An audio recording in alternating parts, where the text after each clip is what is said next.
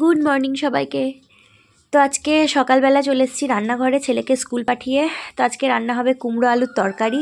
আর এখানে কালকের 1 লিটার দুধ ছিল, বাসি দুধ। কালকে আমরা কেউ দুধ টুধ খাইনি, তো ওই জন্য এটাকে ফুটিয়ে নিয়েছি ছানা করব বলে। আর এইখানে একটু চা করার দুধ ছিল, সেটাকেও ছানা বের করে নিয়েছি লেবু দিয়ে।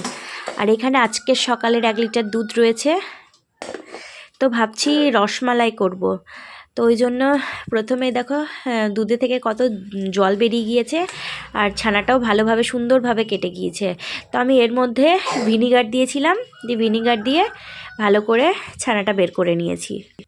গ্রামে যেমন 1 লিটার দুধে অনেকটা ছানা বেরোয়, শহর বাজারের দুধে কিন্তু বেশিটা জল কেটে যায় আর কম ছানা বেরোয়।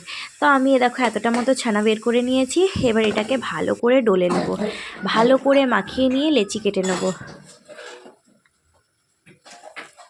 তো ছানাটা মাখতে মাখতে ভাবছি যে না, রসমালাই বানাবো না, কারণ আজকে দুধটা গরম করে রেখে দিলে ছেলেতে বিকেলবেলায় 1 গ্লাস দুধ খেতে পাবে, আর চাটাও আমাদের করে খাওয়া হবে। তো ওই জন্য ভাবছি রসগোল্লা বানিয়ে দেখব যে কেমন হচ্ছে। তো প্রথমে 4টে দিয়ে দেখছি, যদি ভালো হয় তাহলে আবার বানাবো। তো এখানে যে সসপ্যানে বসিয়েছি আমি, যেটাতে আমি চা করি, 2টো এলাচ দিয়েছি আর একটু চিনি দিয়ে ভালো করে রস ফুটিয়ে নিয়ে করছি। তো দেখলাম যখন খুব সুন্দর দোকানের মতো মিষ্টি হচ্ছে, তখন আমি এবার সবগুলোকে আস্তে আস্তে দিয়ে করে নেবো। দেখো ছোট ছোট বল করেছি, খুব একটা বড় বল করিনি, কারণ এই প্রথমবার ট্রাই করছি। তো দেখো ফুলে কত সুন্দর বড় বড় হয়ে গিয়েছে মিষ্টিগুলো। তো আমার মিষ্টি বানানো কমপ্লিট। এগুলোকে আমি এবার রসে খানিকক্ষণ ঠান্ডা হতে দিয়েছি।